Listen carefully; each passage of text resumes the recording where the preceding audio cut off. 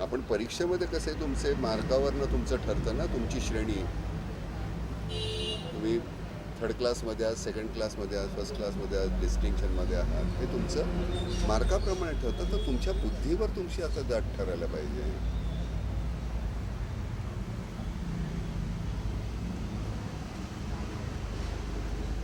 पण आपल्याकडे काय, बरं कायदे करून कित्येक कायदे असे की ते करून सुद्धा त्याचा काही उपयोगच नाही आहे. त्यामुळे ते कायदा रद्द करणं काय आणि असणं काय, आणि काय काय होतं आहे.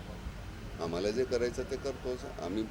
एकटा दुकट्या पोलिसावर कशीही गाडी चालवतो. आता काल मी गाडी चालवत जात असताना अंधेरीला ज्या पद्धतीनं काही मुलं त्या मोटरसायकल ज्या चालवत होत्या, पण तुम्ही तर मरणारच, त्याच्याबरोबर तुम्हाला अजून कोणीतरी मरेल.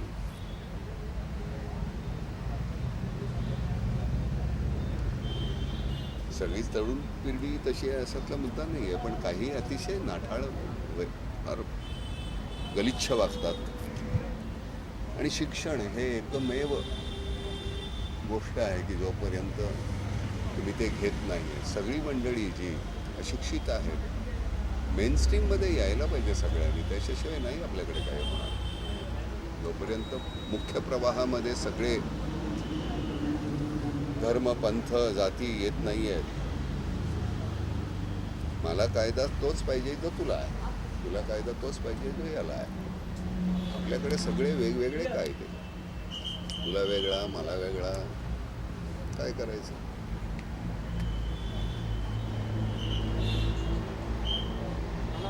विसंगती खूप झालेली आहे आपल्या ह्याच्यामध्ये. काय नाम फाउंडेशनच्या कामाबद्दल अनेक ठिकाणी नद्यांचं खोलीकरण झालं किंवा तुम्ही जो निधी दिला, तर लोकांचा फीडबॅक कसा आहे की कशा पद्धतीने काम नाही झालं, खूपच पाणी नाही खूपच छान झालं. म्हणजे आता काम छान झालं, आपण त्याच्यासाठीच करत होतो, ते चांगलंच व्हावं म्हणून. त्यातून जे पाणी तिथे झिरपलेलं, आणि त्या आता किती दिवस चालेल, वर्ष चालेल, 1.5 वर्ष चालेल, 2 वर्ष चालेल, विहिरींना पाणी लागलं. पण तीच उद्दिष्ट आहेत, त्यामुळे ती करत राहायची. सगळ्यात महत्त्वाचं नामच्या याच्या माध्यमातून आपल्याला शिक्षणासाठी ही जी मुलं आहेत, कारण ज्या फीज आहेत तुमच्या वर्षाच्या, त्या मुलांना नाही परवडत. एक तर राहण्याचा खर्च, खाण्याचा खर्च, पुस्तकांचा खर्च, कॉलेजचा खर्च, याच्यातून अतिशय हुशार असलेली गरीब वर्गातली मुलं, मी खालच्या वर्गातली नाही म्हणत, मी गरीब जे आहेत, सांपत्तिकदृष्ट्या जे कमी आहेत, मग ते सगळ्या समाजातली आणि धर्मातली, त्यांच्या शिक्षणाची आणि आजारपण हे सगळ्यात महत्त्वाचं आहे. औषधं इतकी महाग आहेत आणि आपण ब्रँडेड सगळी औषधं आपण घेत राहतो. तर त्या ब्रँडेड ह्याची खरी तर ती किंमत त्याची 2 पैसे असते, पण ते विकताना ते 20 रुपयाला विकतात. त्यामुळे ते मूळ जे कुठला घटक आहे त्याच्या आपण कुठली ती जेनरिक, त्याचा आता आपण काहीतरी सुरू करायचं आहे. आणि शिक्षणाचं, ही 2 महत्त्वाची गोष्टी आपल्याला करता आल्या तर, कारण काय हे पुन्हा आपला किती 2/3 समाज हा तिकडचा आहे, गरिबी याच्यातला, म्हणजे 66%. आणि हे काही मी किंवा आम्ही करून किंवा काय, हे काम सतत अव्याहत करत राहायला पाहिजे. त्यांना सगळ्यांना त्या 33% जो तुमचा आहे, जो ठीक वर्ग आहे, त्याच्यामध्ये त्याचा 43 कसा होईल, मग 73 कसा होईल, जास्तीत जास्त. आणि आपले काही मंडळी बघतो आपण, नेते इतके आश्लाद्य आहेत, यावेळी निदान खूपसे बरे पण आहेत, पण काही इतके नाठाळ आणि इतके विचित्र, कुठल्या वर्गाचं काय प्रतिनिधित्व करतात, काय बोलतात, गलिच्छपणा आहे. बरं त्यांची नावं घेऊन बोलता येत नाही. कधी कधी असं वाटतं की कसं काय हे नेते होतात. फक्त कायदे आणि कायदे करून आणि ते बदलून किंवा पुन्हा रद्द करून काही होणार नाही. माणसं म्हणून आपण जर का आपल्याला स्वतःला कुठेतरी अजून सुधारू शकत असू तर, आणि कडक धोरणं पाहिजेत. फार मवाळ मवाळ मवाळ असून चालणार नाही. म्हणजे तुम्ही आम्ही सुद्धा नुसतं मवाळ राहून नाही असं नाही. म्हणजे वेळ आली तर मनगट किंवा गचांडी धरण्याची ताकद पाहिजे आपल्यामध्ये. सारखं कोणतरी तो करेल म्हणून त्याची वाट बघायची, तसं नाही. तुम्ही कधी सुरू करणार आहात? नुसतंच आपण पाहिल्यानंतर किंवा नुसतं मोर्चे काढायच्या नंतर ते घडत असताना तुम्ही काय करता, त्यावेळी तुम्ही भूमिका काय घेता, ही महत्त्वाची गोष्ट आहे. त्याच्या हातात चाकू होता, त्याच्या हातात गन होती, त्याच्या हातात अमुक होतं, पण तो किती होता? रिव्हॉल्वरमध्ये किती गोळ्या होत्या? 6. तुम्ही किती होतात? 1000. पण तुम्हाला त्या 6 गोळ्यांनी तुम्हाला थांबून ठेवलं आम्ही. म्हणजे हे बोलत असताना तुम्ही म्हणाल की मग तू काय केलंस नाना, पण माझ्यासमोर असा खरंच असा कुठला जर प्रकार घडत असेल तर मला नाही पुढे जायला भीती वाटणार किंवा आपलं काय होईल असा मी नाही विचार करणार, आणि तो करूही नाही. तर काहीतरी होईल, कारण हे नवीन आता मुलांची ही किंवा तिथे असलेला कोणीही, म्हणजे मी मला वृद्धामध्ये नाही गणत, कारण मला कधीच म्हातारा होणं नाही आवडणार. एक थोडासा लल येतो, तुम्ही एखाद्या गोष्टी घडत असतात तुमच्या बाजूला, थोडंसं नैराश्य असतं, पण तरीसुद्धा पुन्हा तिथून उठायचं. सारखं कोणीतरी करेल, सरकार करेल, शेजारी माझा आहे तो करेल, हा करेल, तो करेल, तो करेल, याची वाट बघत बसतो. आजपर्यंत मी पक्ष कुठला घेतला नाही, कुठल्या राजकारणात गेलो नाही, कुठल्या पक्षाची मिराजदारी घेतली नाही. त्याचं कारण तेवढंच आहे, त्या पक्षाची कन्सिस्टन्सी कशी असेल, सातत्यानं ते किती चांगलं करतायत. कदाचित एखादी 2 माणसं चुकीची येतात त्या पक्षामध्ये आणि ते पक्षाची सगळी प्रतिमा ढासळायला ती मदत करतात, आणि सगळा पक्ष मग असं वाटतं की अरे बापरे, हे काय छान झालं. असा सगळा प्रकार आहे आपल्याकडे. एक, तुम्ही सगळ्यांनी इथे कॅमेरे घेऊन इथं बसलेले आहात, तुम्हाला सगळ्यांना एक, नुसतं रिपोर्टिंग करू नका. रिपोर्टिंगनी मला काय चाललंय, घाण चाललंय बाजूला, त्याच्यामध्ये मला इंटरेस्ट नाही. ते घाण संपवण्यासाठी सुद्धा हे कॅमेरे काय करतात हे माझ्या दृष्टीनं महत्त्वाचं आहे. तेवढं बघा. दरवर्षी तुम्ही इथे येता, चॅनलवर हे दाखवलं तुम्ही, मग नंतर तो विषय संपला, असं नाही. की कॅमेरा म्हणजे एक मोठी तलवार वाटली पाहिजे, त्याची भीती वाटली पाहिजे. ते कसं तुम्ही करताय? ब्रेकिंग न्यूज नुसती आणि माझ्या ह्याच्यावर पहिल्यांदाच बघताय आणि तुमच्या ह्याच्यावर दुसऱ्यांदा तर शिळी झालेली बातमी, असं नको. कुठेतरी तुमच्यामध्ये तसं कायम आपण पुढच्या वर्गात जात असतो तसं वर्षानुवर्ष जसं ते तुम्ही गेल्याही वर्षी आलीस, 10 वर्षापूर्वी आलीस, आज तुझ्या दृष्टिकोनामध्ये फरक झालेला पाहिजे. वार्ताहर नुसतं नाही राहायचं, नुसतं रिपोर्टर नाही, पत्रकार व्हा तुम्ही. आतमध्ये तुमची एक भूमिका असायला पाहिजे. मग त्याच्याबद्दल मग सोसावं लागतं, मग ते सोसण्याची तयारी ठेवायची. जर ते ठेवणार असाल तर मग, नाहीतर काय होतं, कोणीही येतं. पत्रकारिता ही इतकी साधी आणि सबंग नाही आहे. फार महत्त्वाचा विषय आहे हा. तुमच्यामुळे सगळे सजग होत असतात, पण नुसतं डॉक्युमेंटेशन किंवा नुसतंच दाखवणं, त्याच्या पलीकडचा एखादा प्रश्न तुम्ही मला कुठलाही, मला अडचणीत मी येत नाही, मला देता नाही आलं उत्तर तर मी नाही देणार, पण मला असं वाटतं की तुम्ही आतमध्ये तुम्हाला प्रश्न पडले पाहिजे. गणपतीकडे काय मागितलं हा प्रश्न हा इतका विचित्र आहे तुझा, इतका ढोबळ आहे. तसले प्रश्न नाही विचारायचे, काहीतरी वेगळे प्रश्न विचारायला पाहिजे. मीही नोकरी करतो, मी ज्यावेळी नाटका सिनेमात काम करतो, पण ते सतत तुम्हाला मी काहीतरी नवीन देऊ शकतो का, ही माझी जबाबदारी आहे. पैसे मला तेवढेच मिळतील, कदाचित चांगलं केलं तर जास्त मिळतील, नाही केलं तर कमी मिळतील, पण तो ध्यास असायला पाहिजे. त्यामुळे हा पत्रकारिता हा तुमचा जो आहे तो ध्यास व्हायला पाहिजे. नुसतं रिपोर्टिंग, नुसतंच हे करणं हे नाही चालणार. आणि मीही तुमच्याकडनं अपेक्षा ठेवण्यात काही गैर नाही, तुम्ही माझे आहात, मला हे तुम्हाला सांगायलाच पाहिजे. नाना तुझं हे चुकलं हे सांगण्याची ताकद पाहिजे, पण मग नाना कुठे चुकलं याच्यासाठी त्याचा मागोवा घेतलाच पाहिजे आपल्याला. पण नाना हा मी उगाच प्रातिनिधिक म्हटलं, पण मग कोणीही, मग तो राजकारणी असेल, खेळाडू असेल, कोणीही असेल, आपल्याला कळतं की आता वर्षानुवर्ष इतके खड्डे पडत आहेत. काय केलं आपण? नुसते खड्डे दाखवणं. कोण जबाबदार आहे त्या खड्ड्यांना? आम्ही सगळे मिळून, सगळे उठून, सगळे जाऊन का नाही त्यांना विचारत? काल निवडून आलेला नगरसेवक वर्षभरामध्ये करोडोपती कसा होतो हे प्रश्न आम्हाला का नाही पडत? का नाही तुम्ही शोधून काढत? का नाही ते लावून धरत तुम्ही? प्रत्येकाने एक नगरसेवक घेतला वाट्याला तरी सुद्धा तुम्ही किती बातम्या देऊ शकाल? आणि बातम्या म्हणजे त्यातून काहीतरी निघेल, त्यातून काहीतरी कोणी सलमाननी काय केलं आणि नानांनी काय केलं आणि ऋतिकनी काय केलं आणि कतरीना काय केलं, त्याच्यात काय काय देणं घेणं आहे? ओठारती आहेत सगळे. त्याच्यापेक्षा फार महत्त्वाचं काहीतरी आपल्या बाजूला आणि वाईट घडत आहे, ते वाईट आपण घालवण्यासाठी काहीतरी करायला पाहिजे आणि करू आपण. असं नाही आहे सगळंच निराशाजनक आहे, पण हे तुम्ही तुमच्या बाजूने ते करायला पाहिजे. काय विचारायचं? धन्यवाद.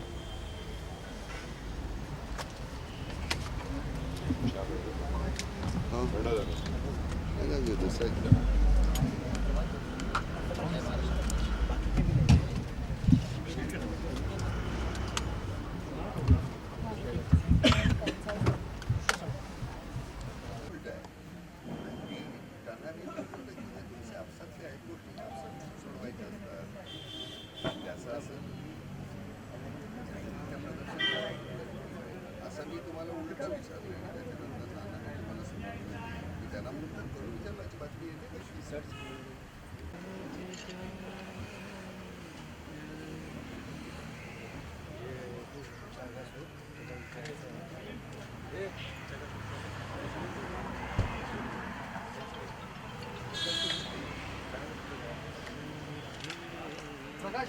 प्रकाश प्रकाश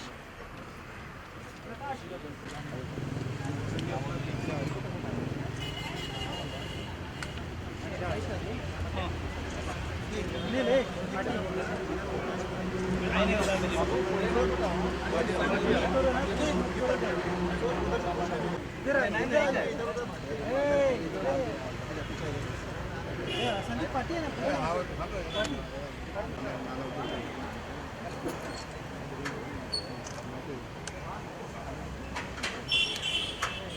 दादा दादा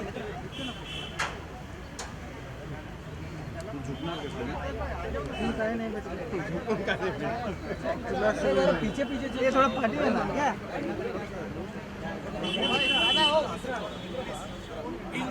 मागे वाले पार्टी पार्टी अरे पार्टी वाला पीछे चल रहा है यार तुम तो और चल पीछे पार्टी दादा दादा मोबाईल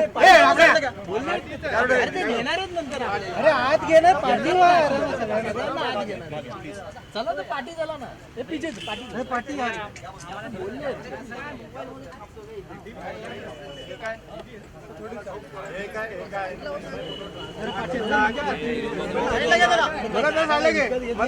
साईडला घे दादा आगाव आहे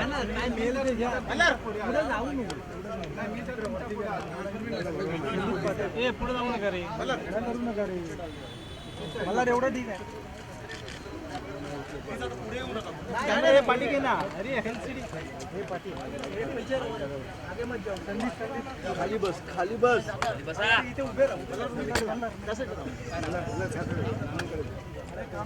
अनिल पुढे दाबू नको ना बघ कोणे रे पिक्चर गणपती संदीप मागे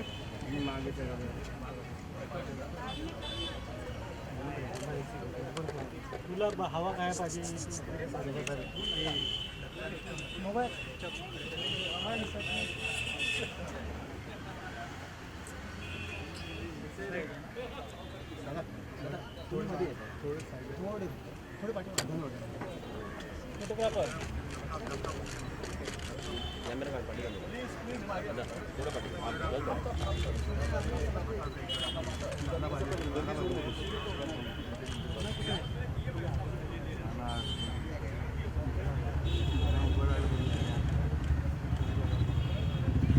मोबाईल ॲप पाठी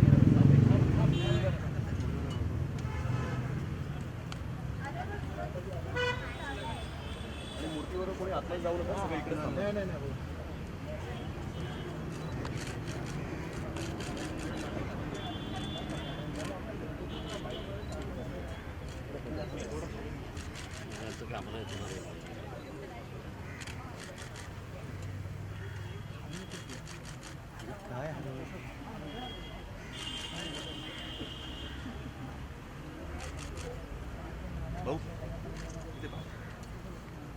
इथे बाहेर आतलं नको तुम्ही एक आलं तर सगळे येणार बाहेर या.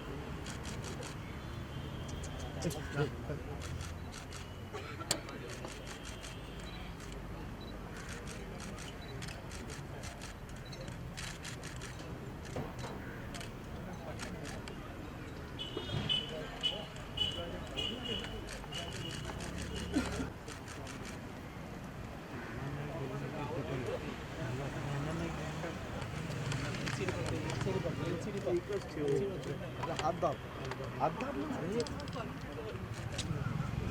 ना.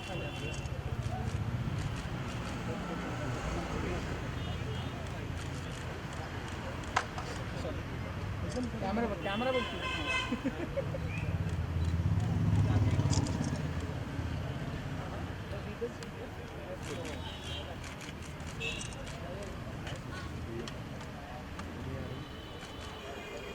पुढे जातो बॉडी पाठी ठेवलं पण पुढे जातो सरळ अनिल कॅमेरा नीचे तो रखने फोटो मार रहा है अनिल. सरळ अनिल बॉडी कॅमेरा हा ना सर.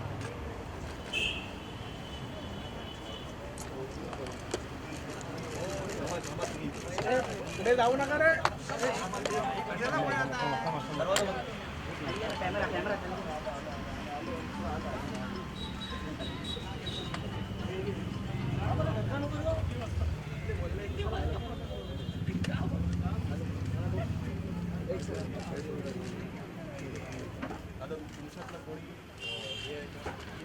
कॅमेरा कोणाला एकाला घ्यायचा आहे का? जे बाकीच्यांना देऊ शकतील. आम्ही घेतो व्हिडिओ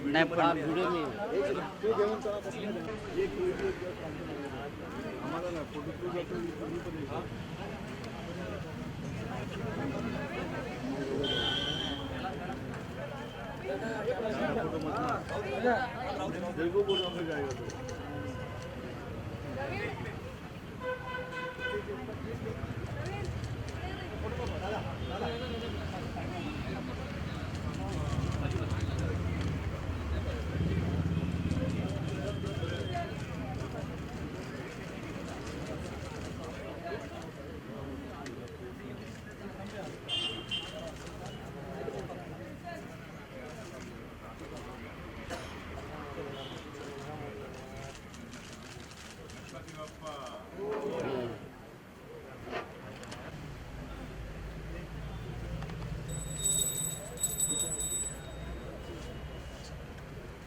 चला बाजूला बाजूला.